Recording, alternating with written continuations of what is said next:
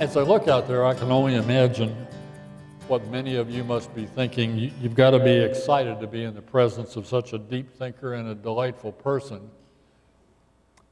But enough about me.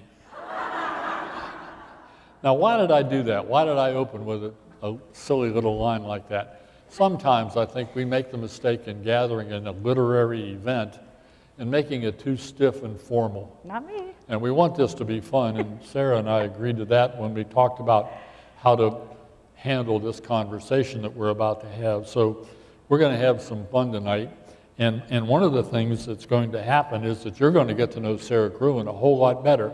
And I will tell you this, I have believed for the longest time that knowing the author helps you know and appreciate the books that that author writes.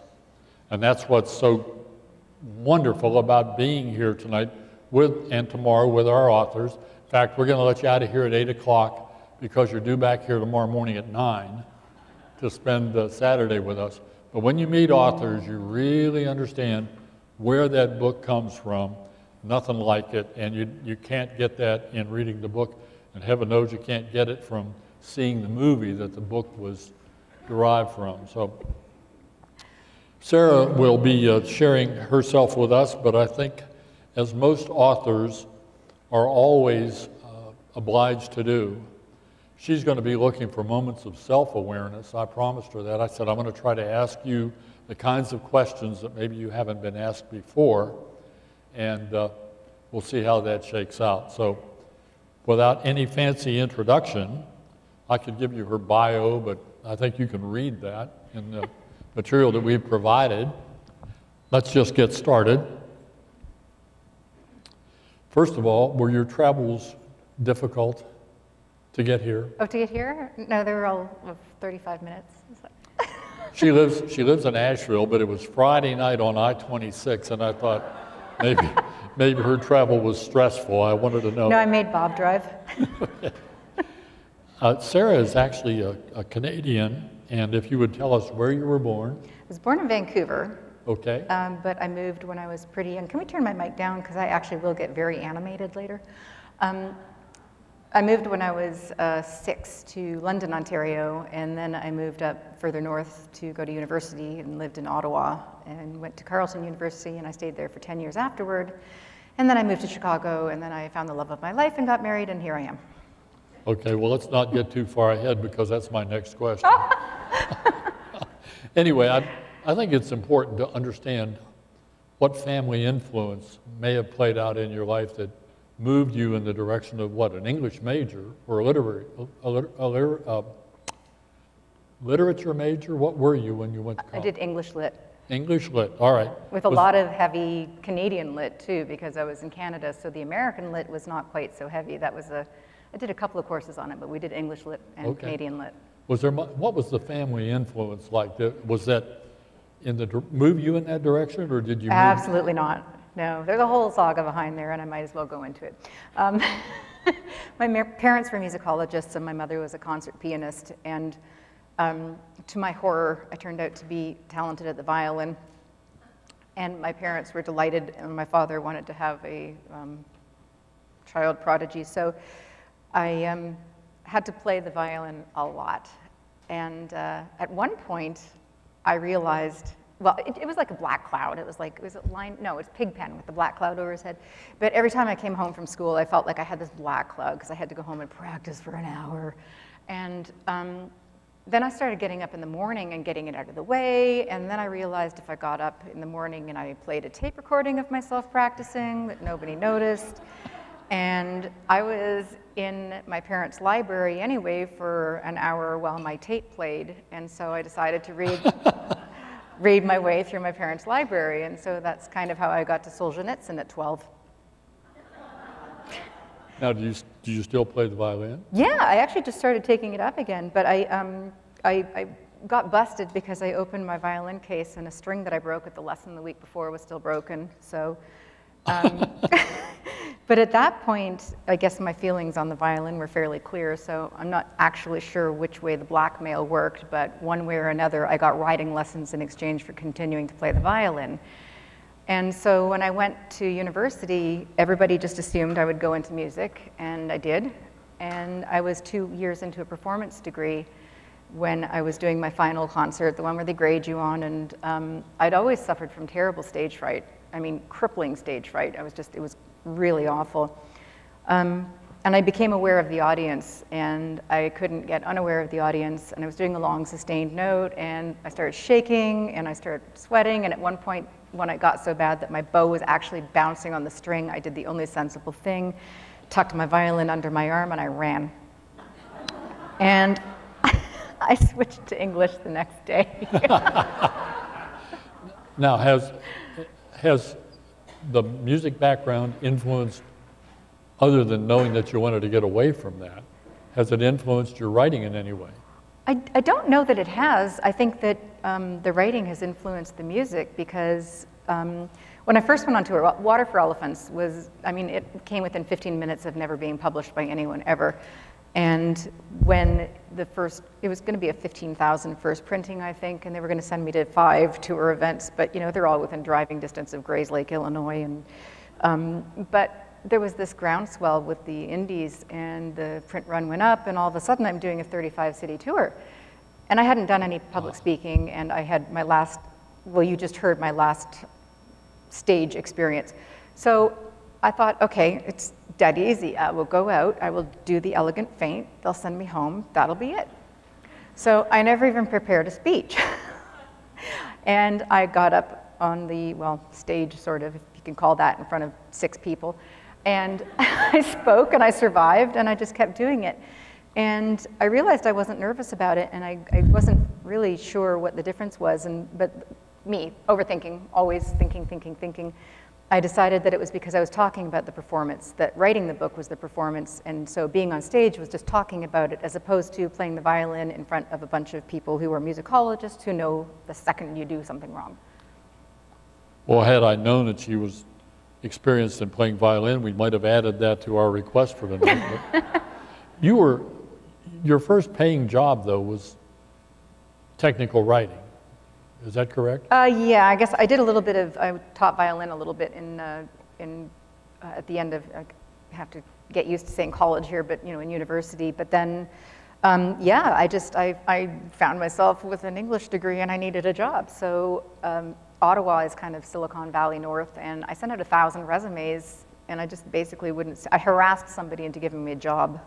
And I was good at it and I liked it. And if my job hadn't given up on me, I would have been a perfectly happy technical writer right now. Yeah, it can be very motivational when you lose a job. Doesn't feel like it at the time. In retrospect, I'm really glad. And what triggered the decision to move to the U.S.? Well, income tax for one thing. But there were more opportunities, and I'm one of the people who, there's always something next on the horizon, and it may not be a job thing, it just may be something, but I have to be working towards something or looking towards something. I don't know, I can't stand still, I can't sit still. You see me probably with my legs around my neck in a minute. I'm just always moving, and so I sort of had reached the pinnacle of what I could do in Ottawa as a tech writer, and so I just went into a job booth when I was in a convention and started looking around. One of the things I forgot to mention, you'll see index cards on the tables. If you have a question, we're going to finish off with some Q&A. We would ask that you jot down the questions, and then we'll come around and collect them and deal with them from up here. Logistically, it's much better than trying to mill about with a microphone out there. So we appreciate it if you would write them down as you see fit.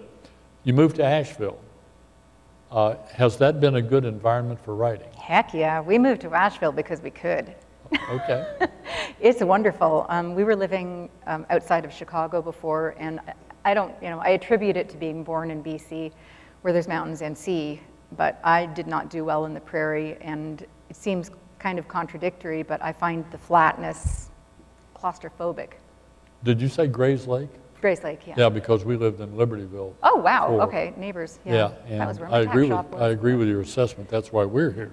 And that's why, you know, the trees there, we would consider twigs. So, Yeah, yeah. yeah. Okay, your life as a writer. This is a question that I've been dying to ask him with your husband Bob sitting out here in the audience. I already said to him that he gets to issue a second opinion on this next question. When you're in your writer's If he dares. mode, when you're full out in your writer's mode, you've got a deadline ahead of you, revision has just come back from an editor.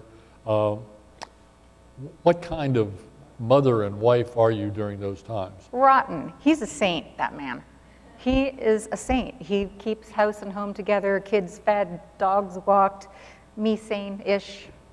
I go sort of feral. I don't want to leave the house. I don't get my hair cut. I have daytime pajamas and nighttime pajamas, but at that point I stay just in nighttime pajamas because it's a very obsessive process, and that fictional world becomes, in a sense, more important to me and more real to me than this world, and it becomes harder for me to leave it each day as I get towards the climax of a book and towards the end.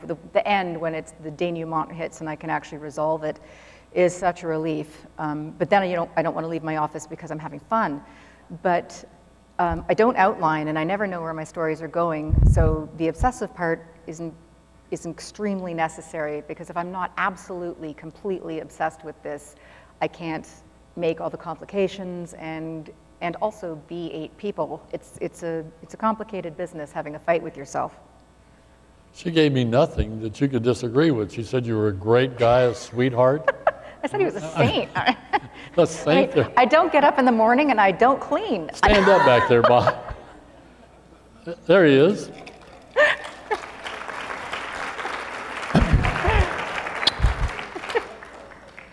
Now, as is true of all writers, there must be some parts of the writing that you find more difficult than other parts.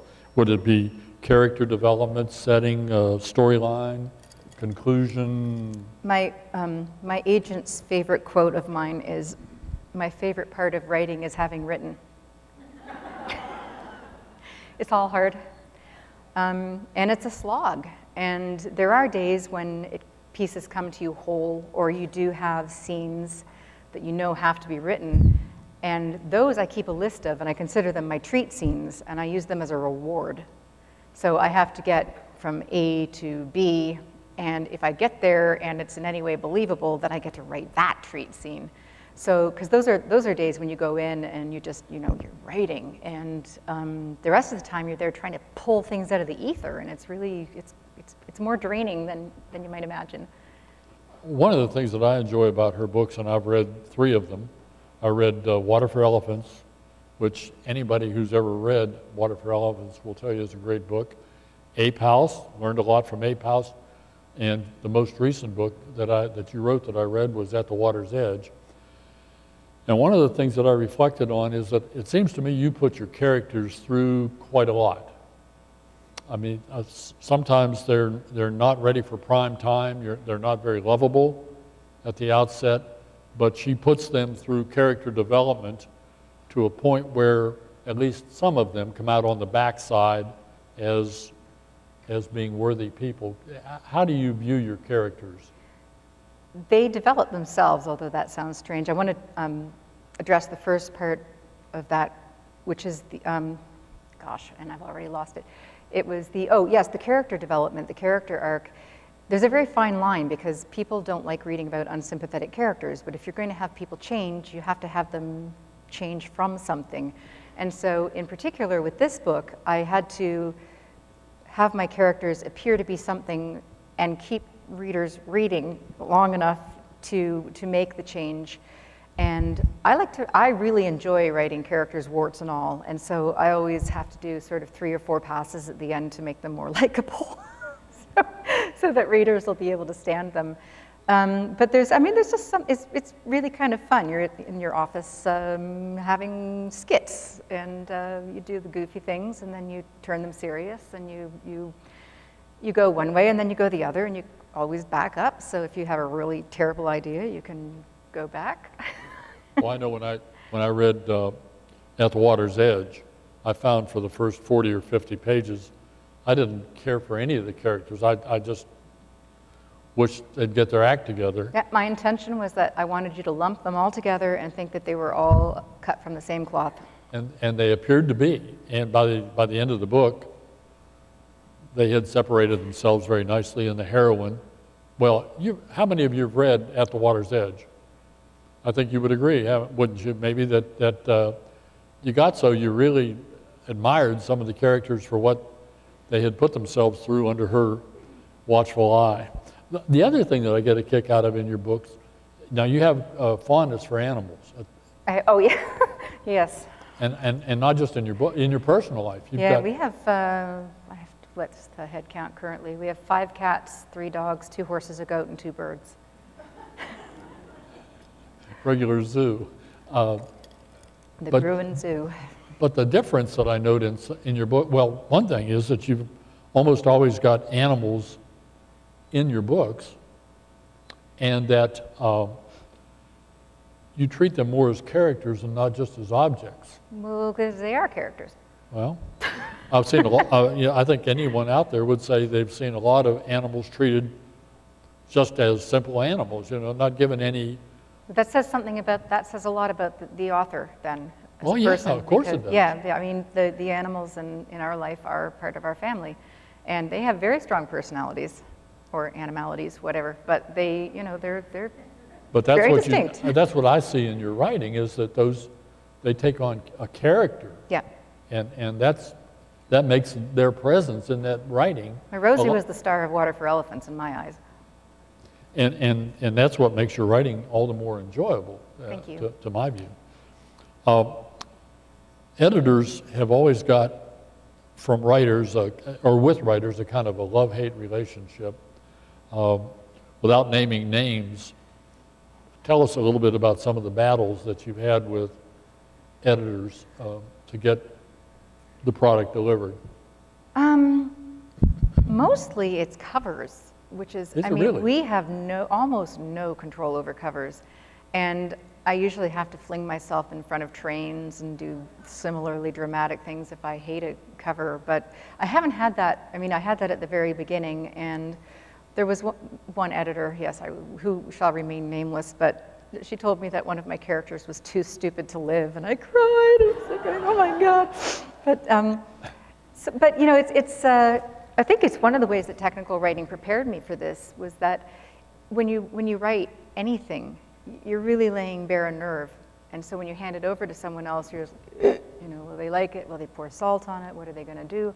So I sort of got all the ego out of the way by having my procedures and, my technical writing red marked and come back bloodied with ink, and which doesn't mean it's easy. And everybody has a different perspective on what a character might do, or where something you might.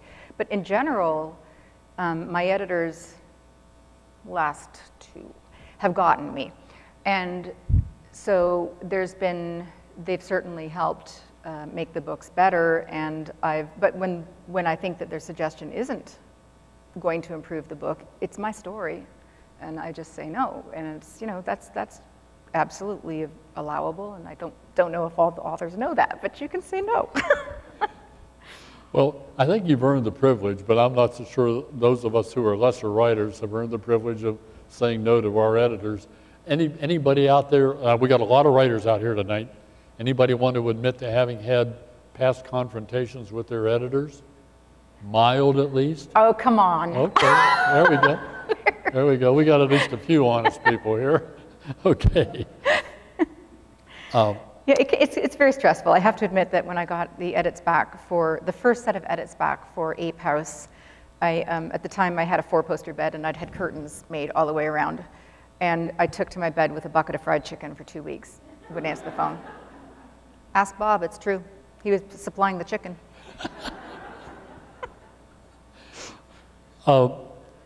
Once the book is out and reviews begin to come back, you get 2 types of reviews, and I'm not talking about good or bad, I'm talking about professional reviews or reader reviews. And I was just curious as to which of those two influence your future writing more. Neither. Neither? Neither. Ah. I don't write for an audience. I think that if I were writing to please somebody, I would fail. You can't please, if I tried to please everybody, I'd please nobody. Okay, but when you're done, how do you not look at the reviews? Oh, no, that's impossible. I wish it were possible, believe me. But it doesn't influence. I mean, when I find the right story, and I have a book on my computer that's about, I don't know, a third, maybe half of the way done, and it's become my springboard book. It's the thing I go to. It's not a bad idea. I may finish it one day. But when I need to start writing again, I go back to it, and then a while later, my real idea comes to me. And then I dive into it. But when my real idea hits, there's this, it's like wild horses. There's nothing stopping me. And that was actually the difficulty when nobody tells you you're going to be a success. Nobody tells you you're going to get recognized in the streets. You know, I got recognized in the dentist chair with my mouth propped open once. It was like and so I had real difficulty with Ape House, because at that point I was very aware of the reviews, and I couldn't, it was like my final performance with the violin. I couldn't get unaware of the audience, but I had to, and it took me 2 years. And I was stalled and paralyzed and depressed and just, and I did finally get there, but I had to find the story and remain true to it. And so some people write for a person. And that's what I find a lot of my other author friends do, is they have the perfect reader, and it may be somebody they know, it may be some perfect reader they've created in their head. But for me, the story is very organic, and it comes to me almost like I have to pass through a creative portal until I'm in a trance-like state. And it takes me an hour and a half sometimes. So if the phone rings or if I get pulled back out of it, I get really angry and bite heads off because I don't have that many hour and a halves in a day. But when things are going well, I feel like I'm recording it rather than creating it. And so I'm not thinking about anybody on this side of the reality. I'm only in that world and recording. I think that's a pretty neat answer, and it's something that probably those of us who write would like to do more of. It just turn a blind eye, at least as it relates to future writing, turn a blind eye to anything that's happened in the past. At the same time, though, I ignore the industry completely when I'm between books. If I'm not on a book release, I don't know what's going on there, and I don't want to know. Okay. You know, I think I would go nuts, because my friends stay in touch with the publishing industry, and they're all, oh, you know what happened, and I'm like, no, actually, it was okay. I prefer not to. Now, how about your agent, though? She knows that I just go in my little mountain hidey hole and emerge a few years later with a book. Okay. But she doesn't try to shape your behavior? No. She's great. I love her. That sounds like it might be a tough thing to do. I'm not sure. I think so. You can ask Bob about that, too. even if reviews don't influence your current writing or your future writing, back to the issue of reader reviews versus professional reviews, on balance, would you say either one of those more than the other causes you to say that group of reviewers got it? Well, I think I can best answer your question by saying that when I was halfway through the tour for Ape House, I came to an epiphany and stopped reading reader reviews altogether, because I came back from a really good event and I went on Amazon and somebody had slaughtered me. Never mind that there were 86 other positive ones. The only thing I knew or could remember was the 1-star one that slaughtered me. And I thought, I was in a good mood. I had a good event. I came back here and I did this to myself. And I stopped, and it was kind of like an addiction. I mean, it was really hard for the first few weeks to not go and look. And this is my advice to every writer now, is don't look. But I know that I did for years, but I love the fact that I don't now. I don't know of anybody who's looked at reviews and not seen some 1 ratings. That's the only one you remember. It does hang you up, and you just, yeah. Let's talk about conversion of Water for Elephants to a movie. Reese Witherspoon happens to be a pretty good actor. But I've often said to people, how do you take, if you read a book, it takes, let's guess, 24 hours of reading time, something like that. They make a movie, it's 2 hours long. It can't be done. You can't possibly make a movie. I don't know, Wagner could have. Pardon me? Wagner could have. Okay. But it's really hard to go to a movie and say, oh, I don't need to read the book because I saw the movie.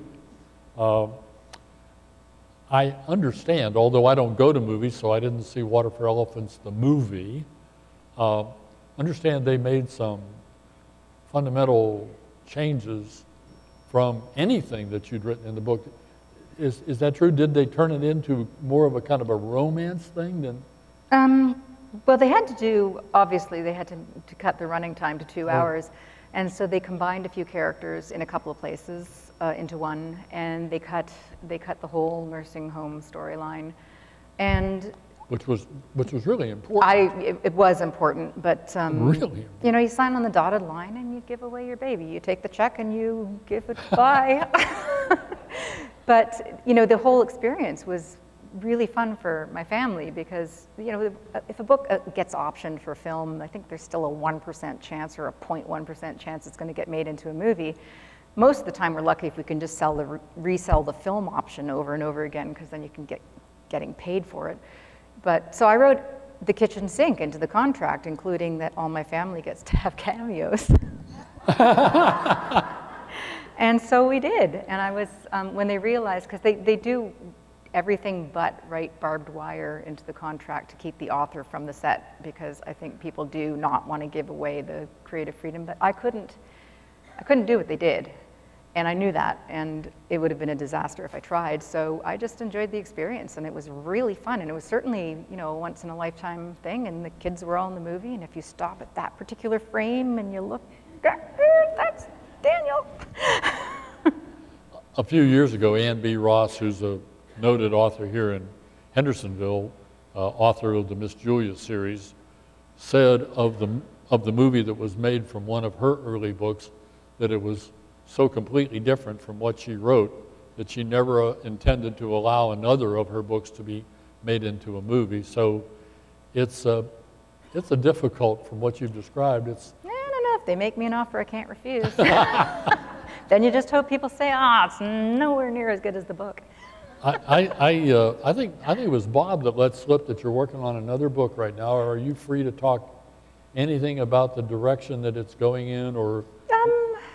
Probably. I'm going to. Yeah, I'll be very careful. What's your publication date target? Well, I'm handing it in August 2017. 17. Oh. Okay. So at that point, you know, if I'm on time and everything, then they will have already picked a slot for me. So it could be as soon as 3 months after that to 8 months, or I think Water for Elephants was in the pipes for 18 months because they want to know who's coming out with you at the same time from other houses, and it's a game of chess, and there's a science to it. So I hand it over, and then my part is done until I have to go on tour. And you can say, what about this next book? Oh, right. Well, it's and not more than you're comfortable with. I mean, let me see. It's going to be. I'm going where no one has gone for a long time, and I'm going to be trying to fill some fairly big literary shoes, and I'm talking about Agatha Christie. I'll just say Murder on the Calais Carriage was the original title. Also that I like to go nice places when I research, so it's set on the Orient Express. That's another thing that if you don't know it, you need to know it. She does pick nice places to go. Well, yeah, why would I write a book in Sudbury, Ontario in the winter if I can go on the Orient Express?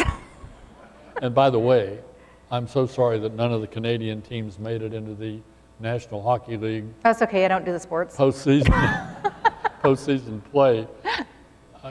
Canada has 6 professional hockey teams, and I think this is the first year ever that none of them have made it into the NHL playoffs, and I just wanted to apologize in behalf of all Americans to our Canadian friend here for the obvious insult. One of these days, and maybe it's already passed, and it's interesting to speculate, one of these days you will have written your favorite book. Now, you're young enough that that may not have happened yet. Oftentimes I hear from noted authors like yourself that their favorite book is not necessarily the bestseller that they ever had. Are you, what do you want to say about that? My favorite book is always my current book, because to me it is when I think I mentioned earlier about the right idea coming, and it is like a bolt of lightning or falling in love. And if my current work is not my favorite work, then I'm writing the wrong book. Have you ever started one and stopped it? Oh yeah, that's why I have this half of a book written on my computer that I'm always trying to finish and abandoning. Okay, and I can well imagine, because think about what you just said, and say it again if you care to. If the book you're working on is not your favorite book, then you're always looking over your shoulder saying, well, this will never be as good as whatever your favorite book was that you'd already written. You haven't got your right idea yet. Yeah, yeah. And trust me, I write essays about real life nonfiction all the way, so I don't suffer any of the pain that novelists suffer from. Any advice? We've got a lot of writers and some aspiring writers and prolific readers out here. Any advice for writers or aspiring writers? I'm a big believer in the seat of the pants and the seat of the chair theory, because I know that if I only wrote when I was inspired, I'd never finish anything. And for aspiring writers especially, if you have a job or kids, it's going to be difficult, and you have to just carve out whatever writing time you can each week and keep it sacred and make sure that everybody else respects it, but respect it yourself and show up. So sit in the chair, turn on your computer, and don't surf the web. Open your file. And opening your file can be the hardest thing you do all day. My friends and I are yelling at each other sometimes all morning. Is your file open? Is your file open? Is your file open? I mean, Then once you do open it, you start working. But your friends being other writers that you stay in touch with. Yeah. I think writers need writers. Those of us that are in writers groups would subscribe to that notion. They don't all have to be present in the room, but there are times when you need to reach out and. Oh, we're all in different states. Yeah, we're constant contact. You need a cheering team. You really do need moral support. And what kinds of writers are on your team? Because Jocelyn Jackson. Oh, Jocelyn's on your team? And Jocelyn was here a few years ago. Oh, really? Good, great writer, yeah. Yeah, and she's going to be back actually for the Authors for Action thing that we're doing for Malaprops on May 18th. She's coming for that. Malaprops back in the back. We ought to give them a round of applause. Yeah. And Karen, they've been a great help. They've been our seller here all 8 years, and they really put it on the line for us. And Sara puts it on the line along with other writers for Malaprops. It's a real nice relationship, fabulous.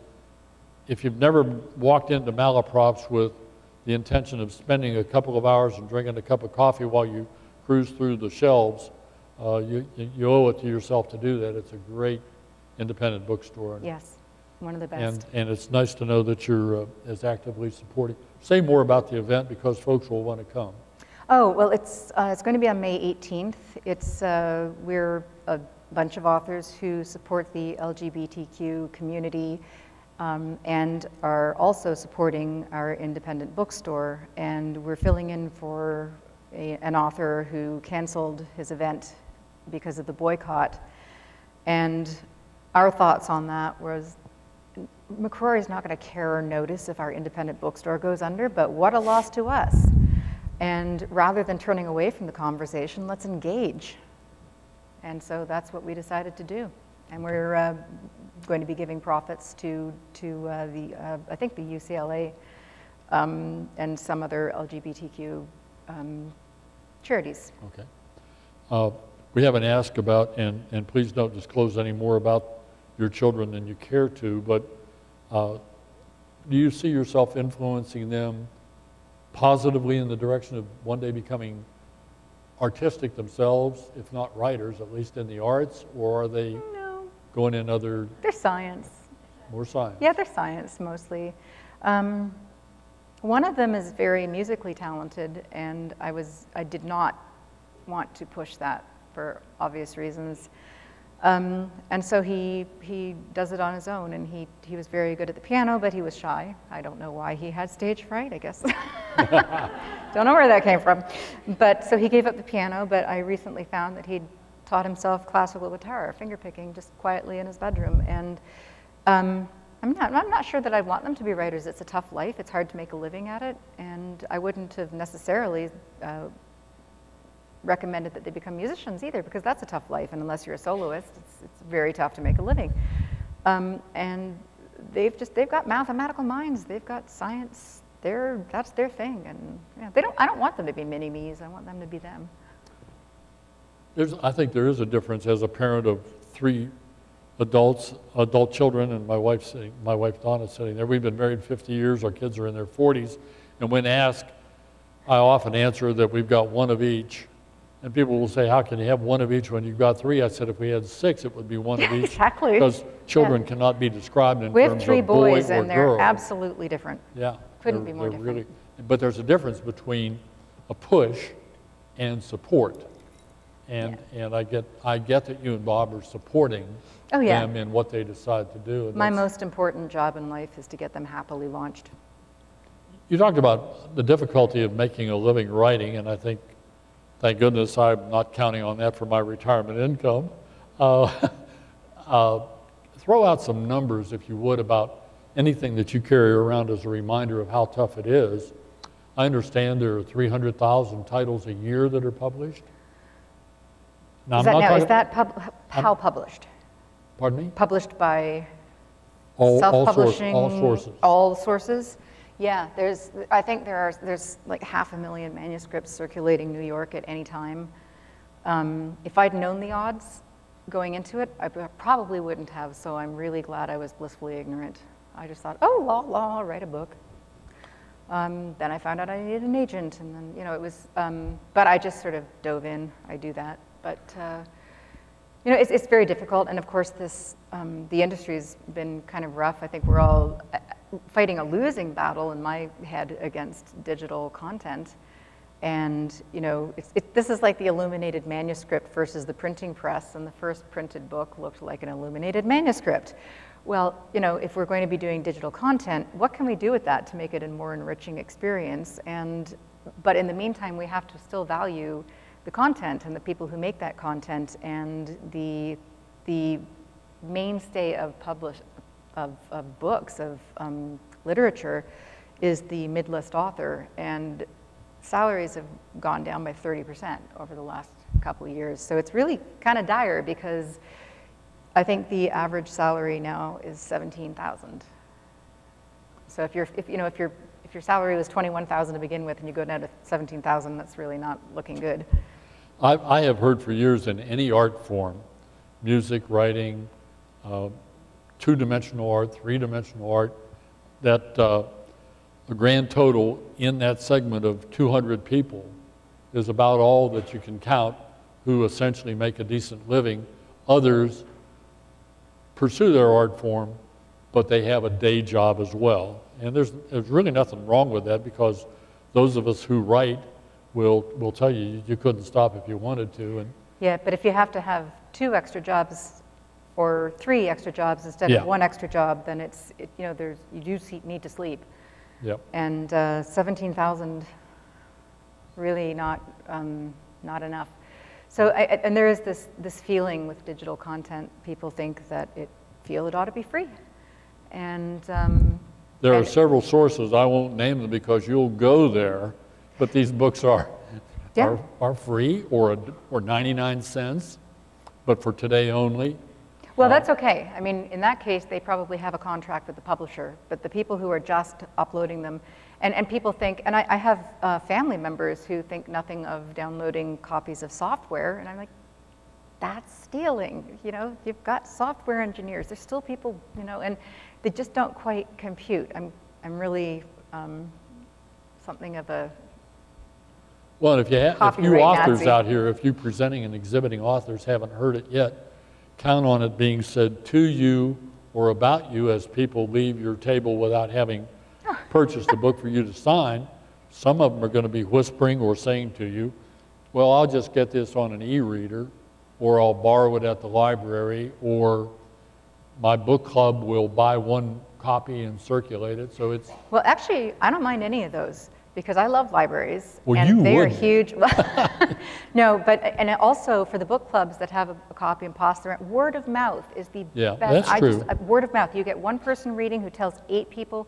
If only 2 books get bought and 16 people read it, that's 2 books more. And it's, but it's really these torrent things. It's these where people just go and pay nothing. The e-readers, again, you've got a contract. So I think it's more a shift in the industry and making sure that the authors get paid a decent royalty no matter what form the book comes in. Correct. And those are the legal forms, and you know, we do have to adjust the paradigm. But it's the pirates that I can't stand. And if you go back to my example of 24 hours to read a book, and you bought the book for $24 to get a hardback, that's an art form that cost you $1 an hour.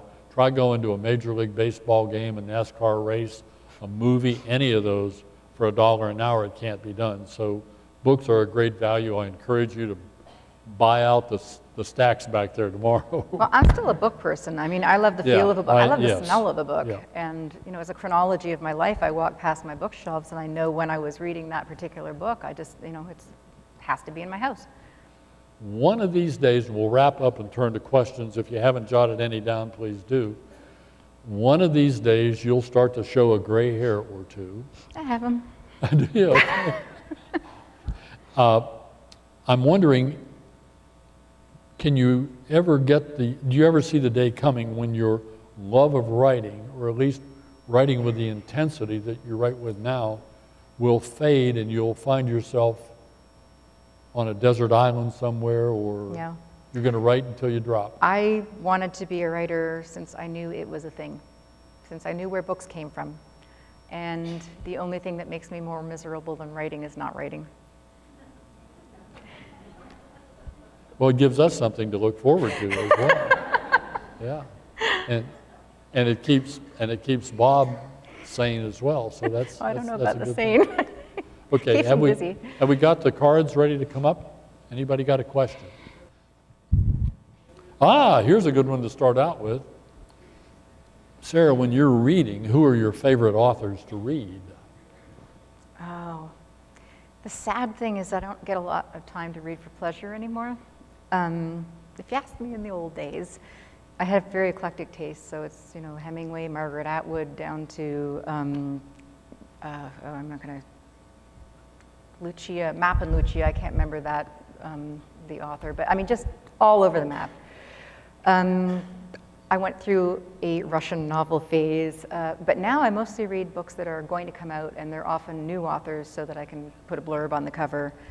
And there are some really good ones, and then but it somehow doesn't feel the same as going and picking a book as a piece of candy and going and curling up in a hammock and reading. And I would, you know, I love to do that. I get to do that when I'm on vacation. And Do you ever yield to writing a dust cover comment, or? Oh, yeah, that's what I meant by blurb. Yeah. You do write the blurb. I do. Well, if I like the book, yeah. Okay. Yep. Someone has asked, is there any one of your characters that you would like to revisit in a new book, and if so, who would that be?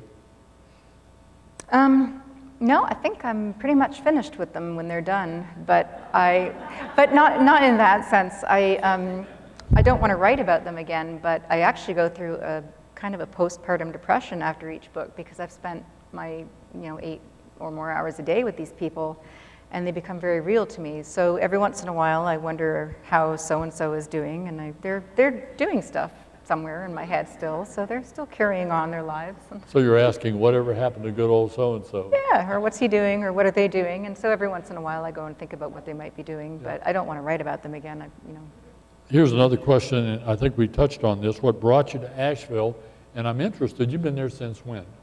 8.5 years ago, yes. 8.5 years ago. I think anybody that's lived within shouting distance of Asheville will tell you, at least our observation, is that Asheville's changed a lot, but you still find it a good place. What brought you and what keeps you there? Well, we were looking in North Carolina because my stepdaughter has children, so we have grandchildren in Raleigh. So we were down looking in Raleigh and in Chapel Hill and in that area, and we actually had put some earnest money down on a house in Hillsborough.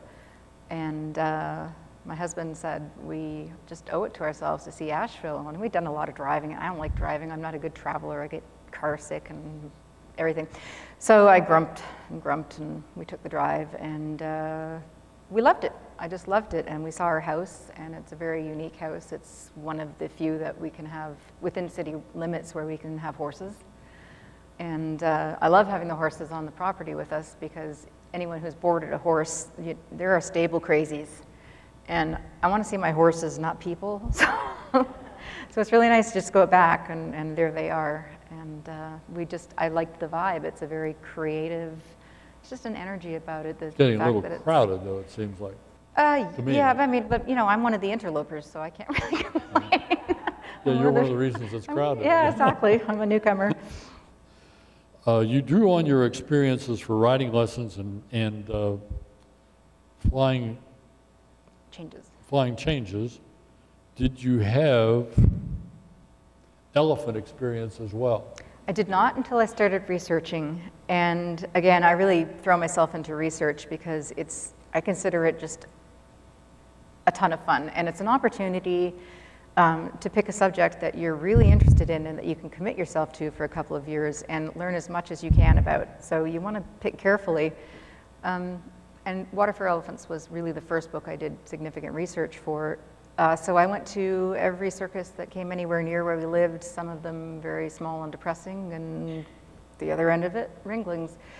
And yeah, I met some elephants, and I came out of the experience knowing enough about them that I never wanted any member of my family within reaching distance of one again. And that was certainly the case in Ape House. Ape House was different. I loved Ape House, yeah. I mean, I would love to come within reaching distance of a bonobo again. That was a really, elephants are wonderful, but to actually communicate in a two-way conversation with a great ape, it is a life-changing experience, because whether you believe that we're related or not, you cannot look into a great ape's eyes without knowing that you're looking into a conscious being, a sentient being, who is, in that case, actually communicating with us in human language. It was truly phenomenal. Well, the quality of your research is one of the things that I enjoy most about your books. Thank you. It's what I most enjoy, too.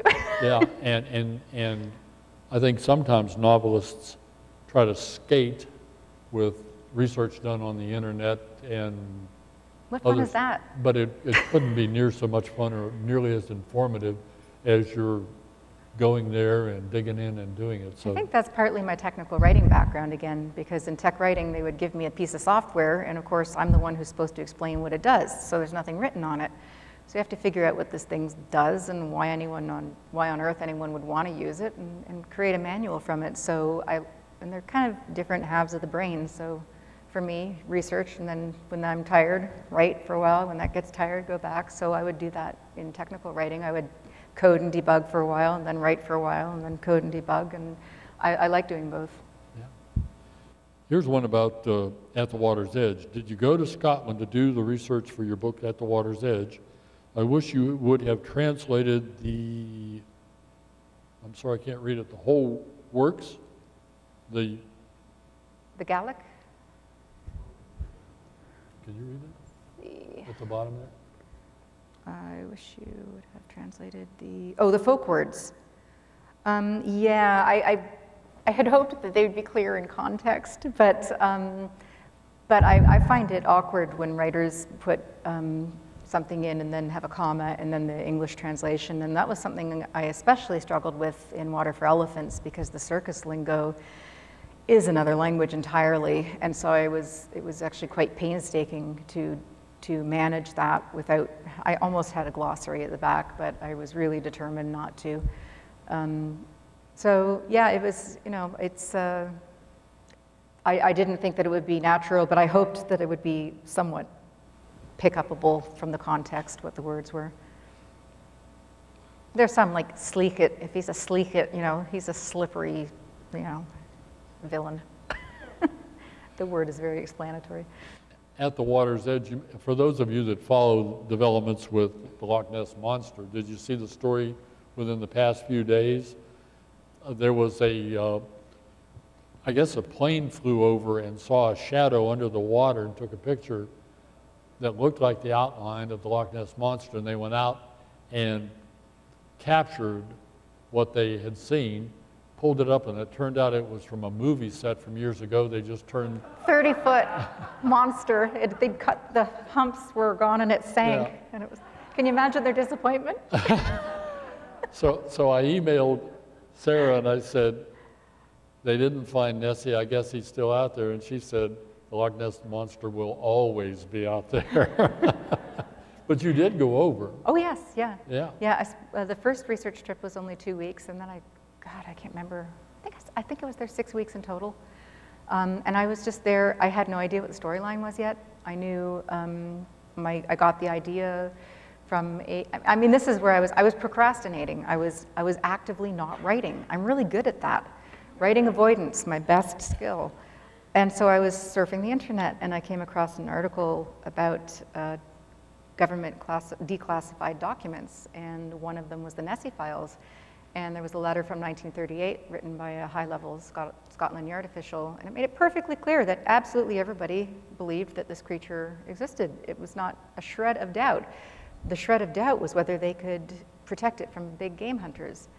And the idea that nobody doubted it it fascinated me, and I fell down a Nessie rabbit hole, and by the end of the afternoon, I think I was booked on the first research trip.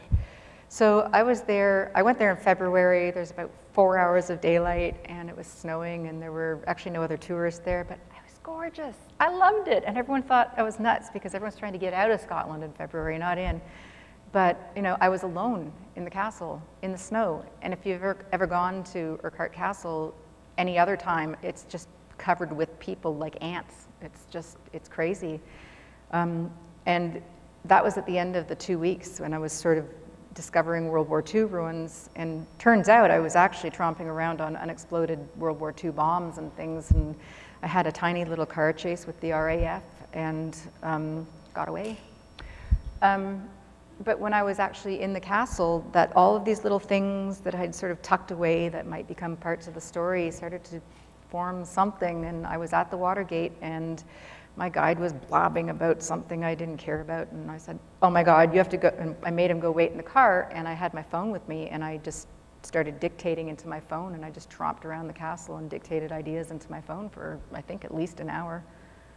Sounds like without research, you might not have had a book. Oh no, I wouldn't have, no. That's cool. That's really sweet. And it's great for tourism over there, I think you would admit, right? Yeah, well, they're of two minds. I mean, on the one hand, they like the money, but on the other hand, they hate everybody. So it's not that. They don't like, they like local people, but they have a inborn distrust of everybody else. A note for Chuck McGrady.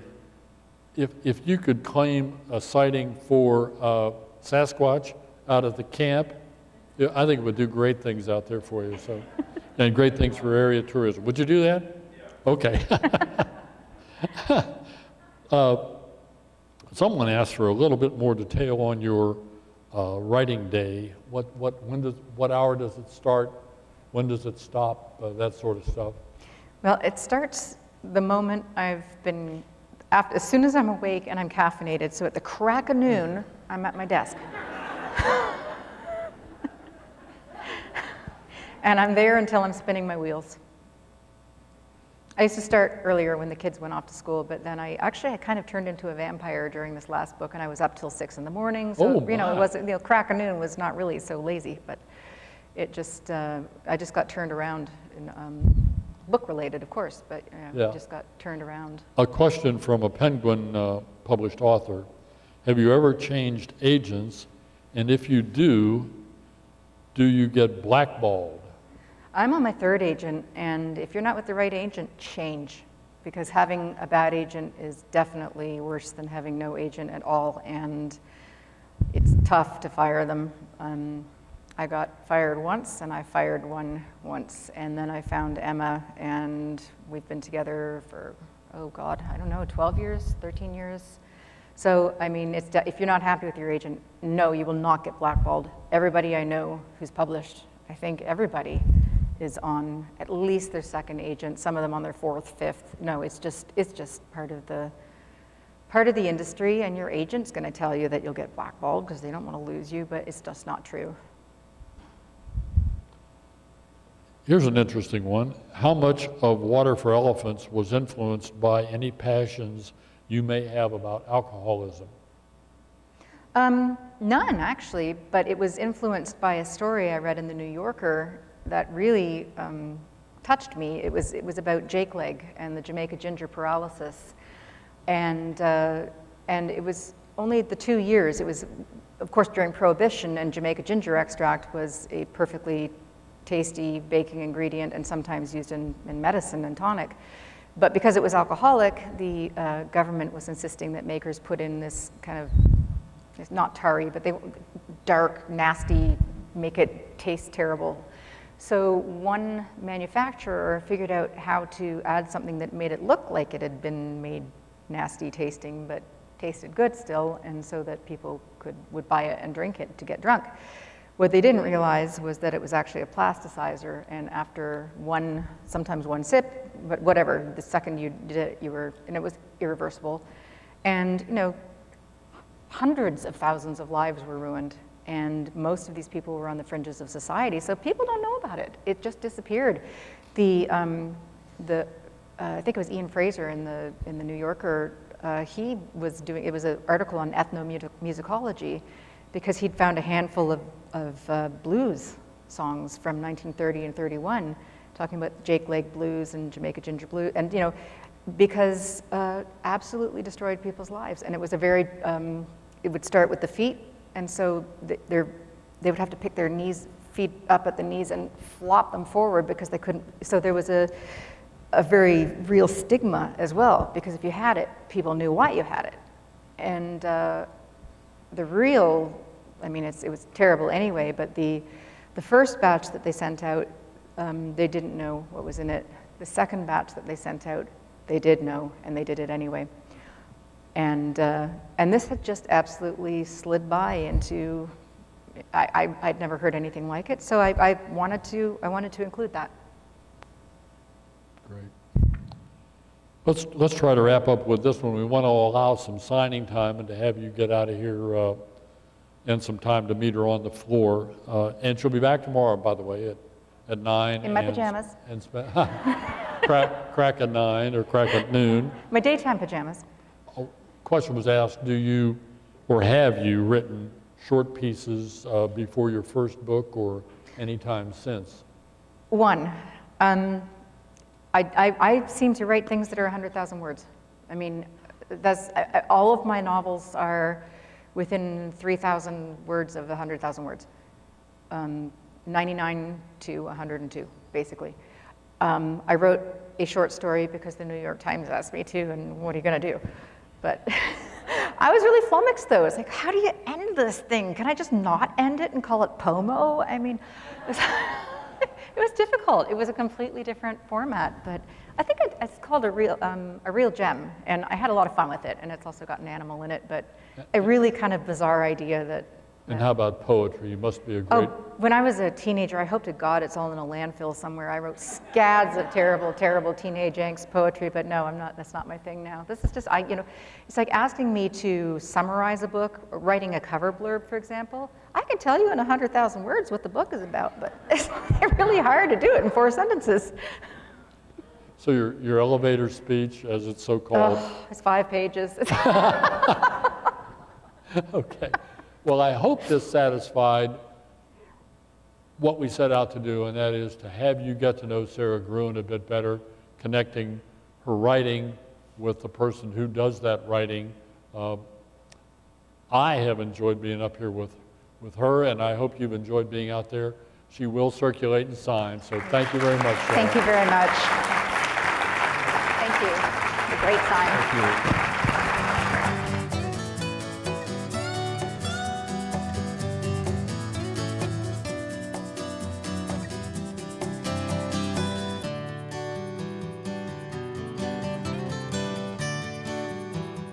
You are watching BRCC TV, the education channel.